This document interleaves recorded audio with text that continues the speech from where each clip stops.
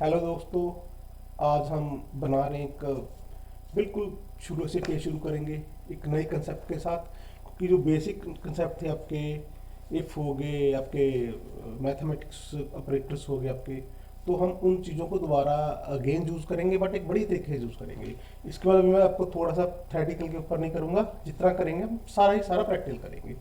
सबसे पहले तो हम एक पेज क्रिएट कर रहे हैं ब्लैंक एचटीएमएल का। ठीक है, मैंने एचटीएमएल का ब्लैंक पेज क्रिएट किया। सिंपल, इसमें आप हो तो सब चीज़ें हटा सकते हो।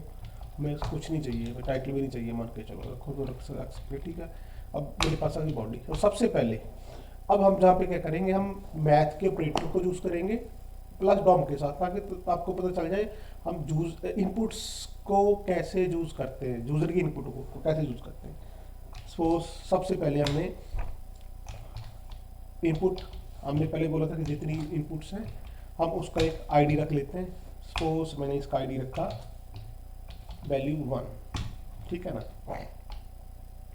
सेकंड एक फिर इनपुट रखा जिसका नाम था वैल्यू 2। ठीक है, ये दो मेरी इनपुट बन गई। ओके, अब क्या कर रहा हूँ मैं, हेड में जावास्क्रिप्ट शुरू कर रहा हूँ। स्क्रिप्ट का टैग किया, इसके अंदर हम एक फंक्शन बना रहे हैं, फंक्शन ऐड। ठीक है ना, ऐड का फंक्शन बनाया और हम के जहाँ पे क्या करेंगे, एक बटन डिक्लेयर कर लेंगे और बटन के ऑन क्लिक के ऊपर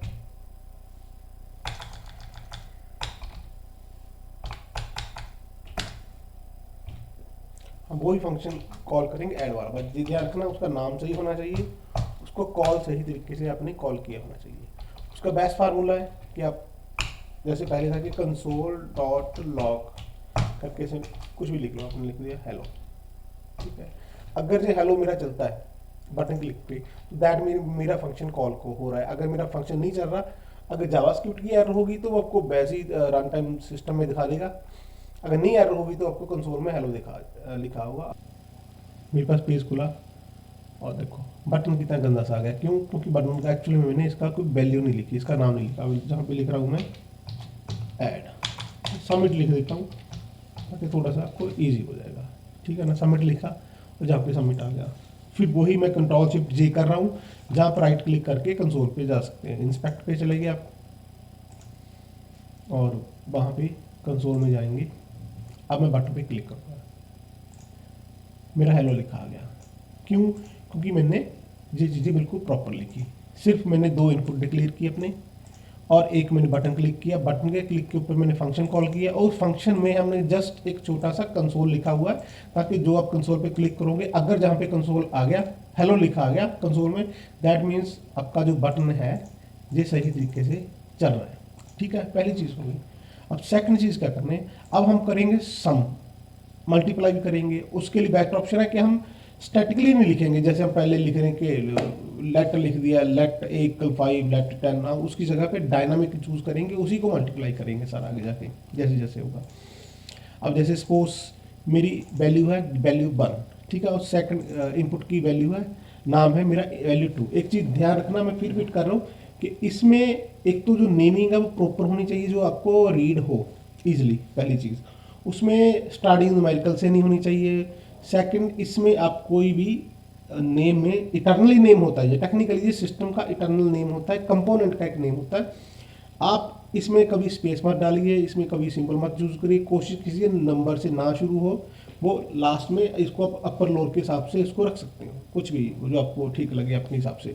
और कोशिश कीजिए, जनरली क्या होता है कि हम इनपुट 1, इनपुट 2, इनपुट 3 लिख देते हैं, ऐसा नहीं लिखना चाहिए। अब डे 1 से हर कंपोनेंट को नाम लिखने की आदत डालो, ताकि आपको पता होना चाहिए कि वो कंपोनेंट किस चीज़ का है। आगे हम उस हिसाब से फिर लिखेंगे सारा। ठीक है, पहली चीज़ हम कंसोल को हटा रहे हैं, हम जहाँ पे लिख रहे हैं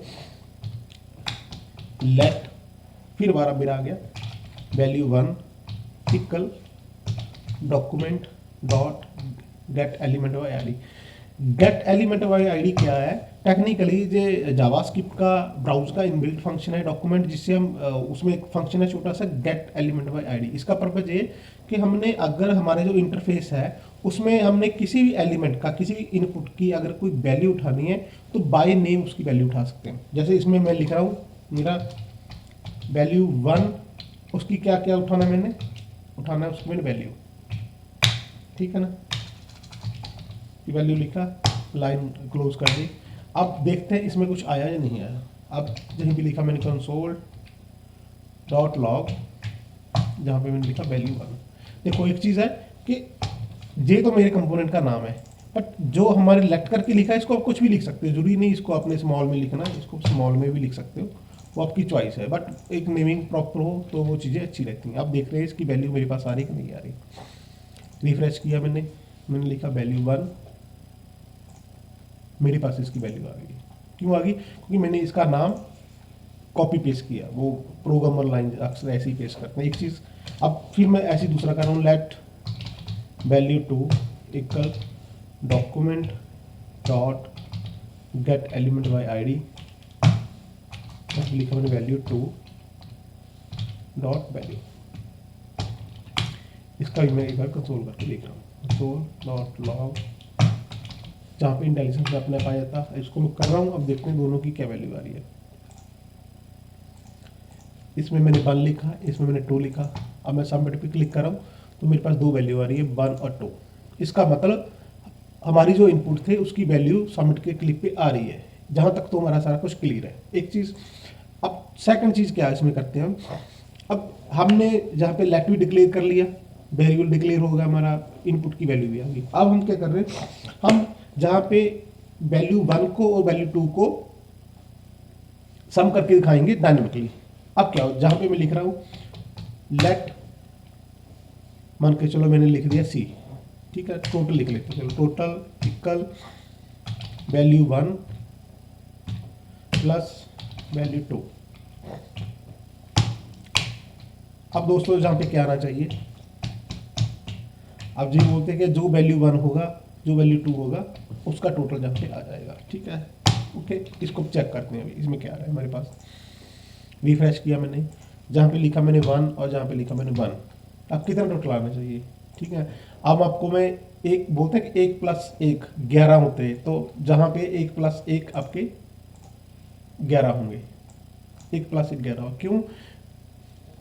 इसका सिंपल सा रीज़न है कि जो हम वेरिएबल गेट कर रहे हैं इनपुट से, वो बाय डिफ़ॉल्ट इनपुट की वैल्यू को स्ट्रिंग में मान के चल रहा है। उसको स्ट्रिंग में मानने से क्या हो रहा है कि वो 1 और 1 को प्लस करने की जगह पे 1 प्लस 1 2 होने की जगह पे वो 1 प्लस 1 को 11 कर देता है। एक को 11, एक और एक बोलते हैं 11 हो जाते हैं, तो एक और यहाँ पे 11 दिखा रहे हैं। तो उसका बेस्ट ऑप्शन क्या है कि अगर हमने इस वैल्यू को सम करना, एक्चुअल में मैथमेटिकली सम करना है, तो जो हमारी वैल्यू है उसको हमें इंटीजर में कन्वर्ट करना पड़ेगा। उसका डाटा टाइप हमें चेंज करना पड़ेगा। जो स्टार्टिंग में हमारी बात हुई थी कि जावास्क्रिप्ट में लगा डाटा टाइप है, स्ट्रिंग है, नंबर है, डेट है, तो हमने 3 ही पहले किए थे। अब मैं पहली बात कर रहा हूँ कि हम स्ट्रिंग को इंटीजर में कन्वर्ट कर रहे हैं। जहाँ पे मैंने लिखा, सपोज एक जावास्क्रिप्ट इनबिल्ट फंक्शन आता है पार्स इंट,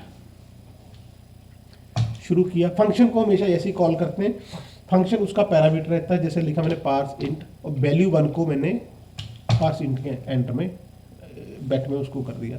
अब ऐसे ही मैं पार्स 2 को कर रहा हूँ, तो मैंने इसका डाटा टाइप कन्वर्ट करके अब मैं मान के चल रहा हूँ कि जो मेरे पास डाटा होगा वो इंट में आ रहा है। अब मैथमेटिकली अभी क्या होगा इसका, अब हम क्या कर रहे हैं, जहाँ पे कर रहे हैं तीसरा वैल्यू डिक्लेयर कर रहे हैं, let multi equal value 1 multiply value 2, ठीक है ना। इसको कंसोल में करेंगे, कंसोल डॉट लॉग, जहाँ पे मेरे पास है मल्टी। अब देखो, अब क्या करूँ, जो फालतू के मेरे फालतू के कंसोल है उसको मैं कमेंट कर रहा हूँ। अब मेरा टोटल का पहला कंसोल मेरा टोटल का है, सेकंड मेरा मल्टीप्लाई का। इसमें देखते हैं, मैंने यहाँ पे लिखा 5 और मल्टीप्लाई, इसको 10 पे करता हूँ तो टोटल मेरा अलग से आया और मल्टीप्लाई मेरा अलग से आया।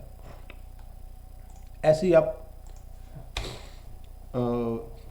प्लस माइनस इसको कर सकते हैं लेट करके। सपोज मैंने लिखा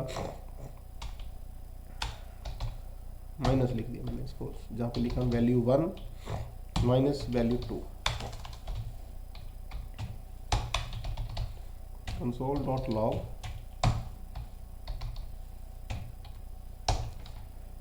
अब इसका एक थर्ड ऑप्शन जो हमारे पास आएगी 20 माइनस 15, आंसर हमारे पास आ गया 5। तो इस तरीके से आप डायनामिकली वैल्यू को लेके उसको आप ऐड कर सकते हो, बिल्कुल स्टैटिकली लिखने की बजाय।